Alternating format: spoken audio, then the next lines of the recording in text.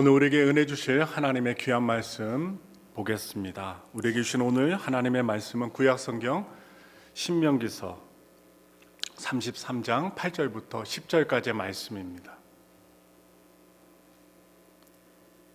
구약성경 신명기서 33장 8절부터 10절까지의 말씀입니다. 우리 다 같이 하나님 말씀 봉독합니다. 레위에 대하여는 일렀으되 주의 둔민과 우림이 주의 경건한 자에게 있도다. 주께서 그를 마사에서 시험하시고 무리바 물가에서 그와 다투셨도다. 그는 그의 부모에게 대하여 이르기를 내가 그들을 보지 못하였다 하며 그의 형제들을 인정하지 아니하며 그의 자녀를 알지 아니한 것은 주의 말씀을 준행하고 주의 언약을 지킴으로 말미암미로다. 주의 법도를 야곱에게 주의 율법을 이스라엘에게 가르치며 주 앞에 분향하고 온전한 번제를 주의 제단 위에 드리리로다. 아멘. 저는 오늘 신명기서 33장 8절부터 이 10절의 말씀을 통하여 변화된 운명이라는 제목으로 은혜의 말씀 나누겠습니다. 사람들마다 타고난 운명이 있습니다. 그래서 세상 사람들은 그 운명을 극복하고자 점집을 찾아다니고 무당까지도 찾아다닙니다. 왜냐? 자신의 미래를 알고 싶어 하기 때문입니다. 그래서 사람들은 운명에 대해서 관심이 많은데 어떤 사람은 장남과 장녀로, 어떤 사람은 막내로, 어떤 사람은 그 사이에 끼인 채 둘째로 태어납니다. 그리고 우리가 주변을 살펴보시면 알다시피 어떤 사람은 돈 많은 집의 자녀로 금수저를 입에 물고 태어납니다. 어린아이인데 갓난아기인데 아파트에 명의가 올라가 있어요. 이름이 올라가 있어요. 바로 금수저를 문 아이죠. 또 어떤 사람은 가난한 집의 자녀로 한국에서 이렇게 표현합니다. 흙수저를 문 채로 태어납니다. 아무것도 없다는 것입니다. 그리고 각각 존재의 부르심 앞에 섭니다. 장남은 가문을 이어가는 부르심이 있고 사명이 있어요. 또한 문제가 있는 가정 중에는 알코올 중독과 폭력 가정에 장남과 장녀로 태어나서 아버지와 어머니, 가정의 평화를 중재해야 할 자녀들이 있습니다. 또한 부모의 사업이 망한 가정의 자녀는 쓰러진 가문을 일으켜야 된다는 그 무거운 책임감을 지고 살아갑니다. 오늘 타고난 환경을 마주해야 할 것이 바로 사람의 운명이라는 것입니다. 오늘 우리가 살펴보는 신명기서 33장의 말씀에는 모세가 가나안 땅을 앞둔 이스라엘 백성들에게 축복을 하는 장면이 나옵니다. 이스라엘의 각 지파들을 축복하는데 그들의 운명과 존재 부르심에 맞게 예언적으로 축복을 하는 이야기가 나옵니다. 그런데 특이한 점은 이 모세가 말하고 있는 이 축복에서 시몬 지파가 없다는 것입니다. 시몬 지파를 언급하지 않습니다. 또 다른 특징적인 내용이 나오는데 창세기 49장에 나오는 야곱의 축복과 비교를 해보았을 때 레위 지파에 대한 축복의 내용이 창세기에서 축복한 내용과 오늘 신명기서 33장에서 축복한 내용이 다르다는 것입니다. 달라졌어요. 변화됐습니다. 오늘 이 두 가지 사실, 시몬 지파와 레위 지파의 운명적인 삶의 모습을 통하여, 신앙의 모습을 통하여 오늘 우리의 운명이 어떻게 변화될 수 있는지 말씀을 따라 살펴보겠습니다. 이스라엘 지파에 대한 모세의 축복을 살펴보기 전에 거슬러 올라가서 제가 좀 전에 창세기 말씀을 드렸는데요. 바로 야곱의 축복을 우리가 찾아볼 필요가 있습니다. 야곱은 죽기 전에 그의 자녀들에게 유언과 같은 말을 남겼습니다. 유언을 남겼어요. 그런데 바로 둘째와 셋째인 시몬과 레위에게는 축복의 말씀이 아니라 우리가 딱 보았을 때 거의 저주와 같은 유언을 남깁니다. 우리 다 같이 창세기 49장 5절부터 7절의 말씀을 우리 다 같이 읽겠습니다. 시몬과 레위는 형제요 그들의 칼은 폭력의 도구로다.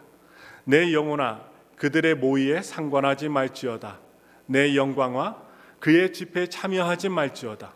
그들이 그들의 분노대로 사람을 죽이고 그들의 혈기대로 소의 발목 힘줄을 끊었음이로다. 그 노여움이 혹독하니 저주를 받을 것이요 분기가 맹렬하니 저주를 받을 것이라.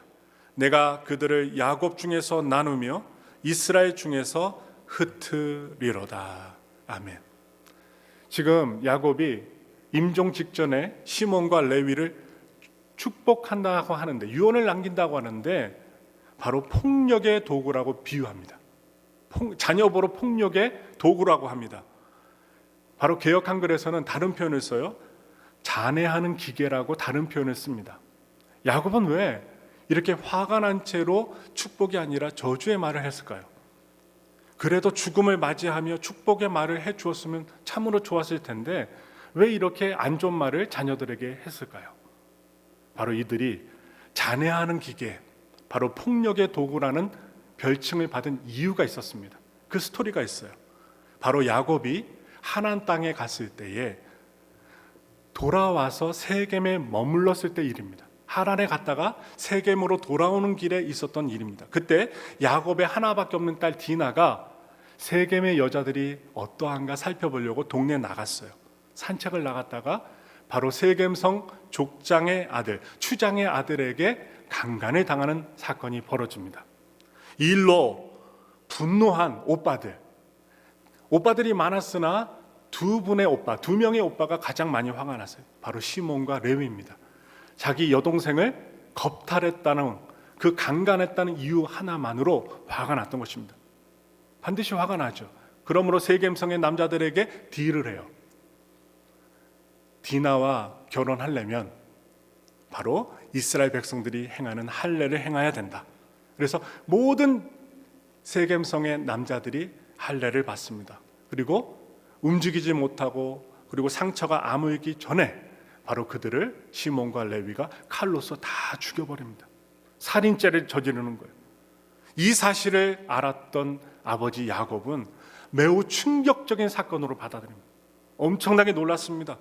온 남자들을 다 죽여버리고 그리고 그들의 재물을 뺏어오고 그리고 도망치는 신세가 되었기 때문입니다. 그래서 야곱은 그의 임종 전 이 두 자녀를 묶어서 저주의 말을 남겼습니다. 바로 폭력의 도구라는 아버지의 저주와 같은 말을 행하게 되고 이 두 아들은 그 말을 듣고 운명적으로 살아야만 하는 인생이 되었습니다. 먼저 시몬의 운명을 우리가 한번 살펴봅니다. 오늘 시몬은 시몬 지파로 나타나는데 이름도 안 나타나요. 시몬 이 지파는 오늘 본문의 신명기 33장에서 모세가 죽기 직전에 축복의 말을 전할 때 시몬이라는 단어가 전혀 나오지 않습니다. 한번 읽어보세요. 전혀 안 나와요. 모세는 왜 다른 11지파는 다 축복의 말을 전하면서 시몬 지파의 내용은 빼버렸을까요? 한 톨도 이야기하지 않았을까요? 이것은 바로 모압에서 있었던 바알보올 음란 사건과 관련이 있습니다.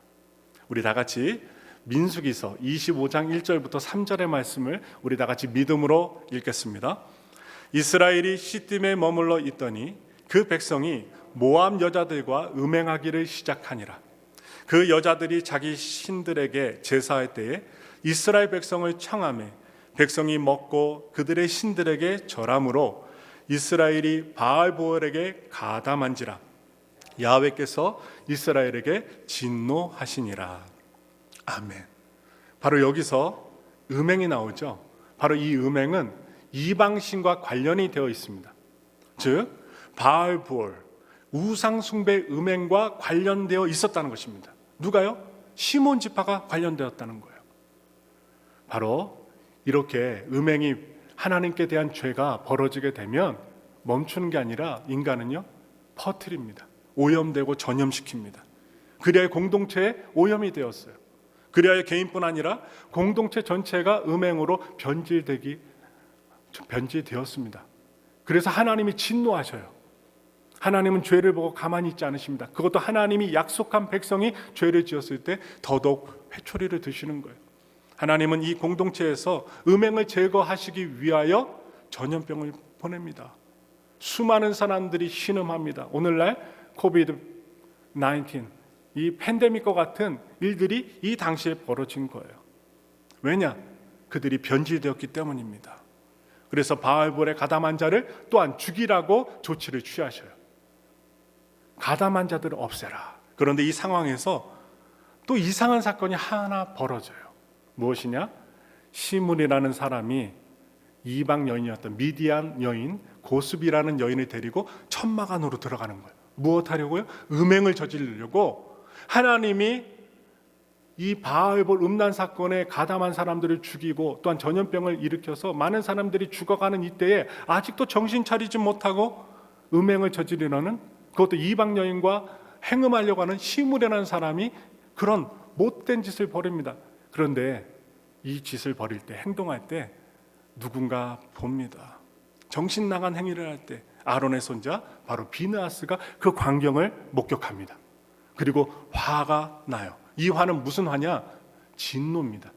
하나님의 법칙에 어긋나는 행동을 하는 그 모습에 대하여 진노합니다. 그는 막사로 들어가는, 천막에 들어가는 이 두 사람을 따라 들어가 창으로 이 두 사람의 배가 다 뚫도록 던져서 죽여버립니다. 그러자 연병이 이스라엘 백성들에게서 순식간에 멈춰버려요. 하나님이 노하심을 풀어드린 것이죠. 연병으로 죽은 사람이 몇 명이냐? 24,000명입니다. 성경은 죽은 시므리의 출처를 알려줘요. 시므리가 어떤 지파에 속한 사람이었을까요? 여러분 추측하시면 다 알 수 있어요. 바로 시몬 지파의 사람이었어요. 지도자였습니다. 이 일 후에 이스라엘은 인구를 조사합니다. 성경을 공부하면 참 재밌습니다. 출애굽 이후에 인구 조사를 시몬 지파가 했는데 몇 명이었냐? 59,300명이었어요. 그런데 지파 중 세 번째로 많은 인구를 가진 지파입니다. 그런데요, 오늘 연병을 사람들이 경험하고 죽은 이후에 실시한 인구 조사에서 시몬 지파는 22,000명으로 개수가 됩니다. 여러분 산수하시면 금방 아실 거예요. 37,100명이 줄었습니다. 이 연병 사건으로 37,100명이 죽음을 맞이한 거예요. 우리가 추측해보면 연병으로 죽은 대부분의 사람들이 음행에 가담했던 시몬 지파의 사람들이라는 것을 우리는 분명히 알 수 있습니다. 바로 레위 지파였던 비느하스가 아니었다면 더 많은 이스라엘 백성들이 연병으로 죽어갔을지도 모릅니다. 바로 시몬 지파는 이처럼 바알 숭배 음행을 주도하는 이스라엘 백성들을 바로 위험에 빠뜨릴 수밖에 없었던 원인을 제공한 지파였던 것입니다. 가나안 입성을 거의 앞둔 시점에서 벌어진 일이라 이 모세가 정말로 가슴 아팠을 것입니다. 그냥 곧장 걸어가면 가나안 땅인데 그 앞에서 벌어진 안타까운 음행의 사건이었기 때문입니다. 오늘 본문에서 그 이유 때문에 시몬 지파는 바로 모세의 축복의 유언에서 제외됩니다. 이후 시몬 지파는 가나안 땅에 들어가서 따로 땅을 분배받지 못해요. 레위 지파도 또한 땅을 분배받지 못합니다. 왜냐? 야곱의 유언했던 그대로 된 거예요. 그들은 유다 지파의 도시에 동거합니다. 기생하는 거예요. 바로 시몬 지파는 자기 땅을 받지 못하기 때문에 유다 지파 안에 어느 소도시를 부여받고 동거하며 살다가 결국 흩어지게 됩니다. 바로 야곱의 유언대로 그들은 이스라엘 중에 흩어져 버리게 된 것입니다. 이제 반대로 비느하스를 한번 살펴봐요. 바로 레위 지파입니다. 이 비느하스는 하나님의 칭찬을 받습니다. 우리 그 말씀 봅니다. 민수기 25장 11절의 말씀입니다. 제사장 아론의 손자 엘리아살의 아들 비느하스가 내 질투심으로 질투하여 이스라엘 자손 중에서 내 노를 돌이켜서 내 질투심으로 그들을 소멸하지 않게 하였도다. 레위 지파 비느하스는 바로 하나님께 순종한 사람이었어요. 그들의 시작은 시몬 지파와 똑같습니다. 잔해하는 기계였어요. 저주의 말을 받았어요. 그런데 하나님께 순종합니다. 하나님은 레위 지파인 그에게 이렇게 약속하십니다. 민수기 25장 12절부터 13절의 말씀 읽겠습니다. 그러므로 말하라. 내가 그에게 내 평화의 언약을 주리니 그와 그의 후손에게 영원한 제사장 직분의 언약이라. 그가 그의 하나님을 위하여 질투하여 이스라엘 자손을 속죄하였음이니라. 아멘. 바로 하나님은 하나님을 위해 질투하며 이스라엘 자손의 죄를 속죄했던 레위 지파에게 대대로 제사장 직분을 주시겠다라고 약속해 주십니다. 약속하시는 하나님. 이 바알볼 사건을 통해 바로 시몬 지파와 레위 지파는 그들의 운명이 결정적으로 달라지게 된 것입니다. 오늘 본문에 나오는 모세가 언급한 레위 지파의 축복을 살펴봅니다. 우리가 읽었던 본문의 말씀이요, 신명기서 33장 8절의 말씀입니다. 레위에 대하여는 일러스되 주의 둠민과 우림이 주의 경건한 자에게 있도다. 주께서 그를 마사에서 시험하시고 무리바 물가에서 그와 다투셨도다. 지금 모세가 뭐라고 얘기합니까? 모세는 레위 지파를, 레위를 경건한 자라고 말하고 있습니다. 경건한 자. 잔해하는 기계에서 경건한 자로 명칭이 바뀐 거예요. 창세기에서 아버지 야곱을 통해 폭력의 도구, 잔해하는 기계라고 들었던 저주의 말과는 달리 축복의 말로 바뀌었어요. 경건한 자라는 것입니다. 한마디로 그들의 운명이 바뀐 것입니다. 변화된 것입니다. 또한 우림과 둠민, 발음하기도 어렵죠. 이것은 대제사장이 하나님 앞에서 재판을 하거나 뜻을 물을 때, 하나님의 뜻을 물을 때 사용하였던 도구입니다. 그런데 레위 지파는 그것으로 하나님의 뜻을 물으며 하나님의 공의를 집행하는 제사장의 사명을 감당하는 자들로 변화된 것입니다. 그들은 그의 영원한 아버지 야곱의 그 말이었죠. 폭력의 도구라는 아버지의 저주를 받고서 자책하며 살지 않았어요. 비난하며 살지 않았습니다. 그들은 한때 저주의 대상이 되었다고 하여서 일평생 저주받은 생각과 정체성으로 살지 않고 절망적으로 살지 않았다는 증거입니다. 그들은 하나님을 위한 열심과 질투 때문에 정의의 칼을 휘두르는 하나님의 도구로 스스로의 운명을, 신앙을 개척한 것입니다. 모세의 축복은 더 나아가 이어집니다. 신명기서 33장 9절의 말씀 읽겠습니다. 그는 그의 부모에게 대하여 이르기를 내가 그들을 보지 못하였다 하며 그의 형제들을 인정하지 아니하며 그의 자녀를 알지 아니한 것은 주의 말씀을 준행하고 주의 언약을 지킴으로 말미암음이로다. 이 말씀은요, 광야 시절의 금송아지 사건에 대해서, 그 내용에 대해서 다시 반복해 주시는 말씀입니다. 모세가 시내산에서 십계명을 받을 때 오랜 시간 걸렸잖아요. 그때에 모세를 화나게 만든 사건이었습니다. 정말 화나게 만든 사건이에요. 그래서 모세는 금송아지를 만들고 하나님이라고 섬겼던 그들을 향하여 누구든지 여호와의 편에 있는 자는 내게로 나오라 선포합니다. 누구든지 여호와 편에 있는 자 나한테 나오라 선포하니 이때 나간 사람들이 바로 누구냐? 레위 지파 사람들이었다는 거예요. 레위 지파. 그들은 금송아지 우상 숭배에 참여하지 않았습니다. 더 이상 실수하지 않았다는 것입니다. 모세는 그들에게 하나님의 명령을 전달합니다. 출애굽기 32장 27절의 말씀입니다. 모세가 그들에게 이르되 이스라엘의 하나님 야훼께서 이렇게 말씀하시기를 너희는 각각 허리에 칼을 차고 진 이 문에서 저 문까지 왕래하며 각 사람이 그 형제를, 각 사람이 자기의 친구를, 각 사람이 자기 이웃을 죽이라 하셨느니라. 아멘. 지금 레위 자손은 이 준엄한, 무섭고도 준엄한 하나님의 명령을 행동으로 보여줍니다. 한마디로 순종했다는 말이에요. 그들은 사람의 눈치를 보지 않았습니다. 그렇기 때문에 그들은 그들의 부모이든 형제이든 가리지 않고 하나님의 기준에 따라 처단했습니다. 악을 제거한 거예요. 이러한 그들에게 모세가 선포합니다. 출애굽기 32장 29절의 말씀입니다. 모세가 이르되 각 사람이 자기의 아들과 자기의 형제를 쳤으니 오늘 야훼께 헌신하게 되었느니라. 그가 오늘 너희에게 복을 내리시리라. 지금 이 레위 지파에게 내리신 복이 무엇입니까? 그것은 바로 주님의 말씀, 하나님의 말씀을 준행하고 주의 언약을 지키는데 헌신하였던 그들에게 하나님의 말씀을 가르치는 사명을 주신 것입니다. 레위 지파 본연의 사명을 주신 것입니다. 우리 더 나아가 오늘의 본문 신명기서 33장 10절의 말씀 읽겠습니다.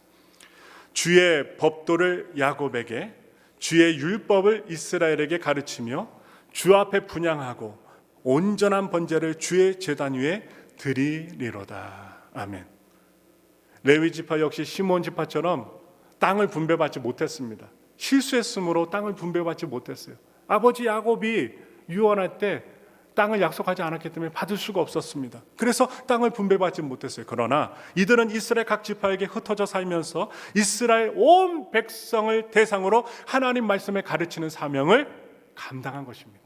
그 사명을 주셨고 감당했어요. 또한 야곱이 레위를 이스라엘 중에서 흩으리라고 저주와 같은 예언을 했을 때에 이것은 지파의 소멸을 의미했습니다.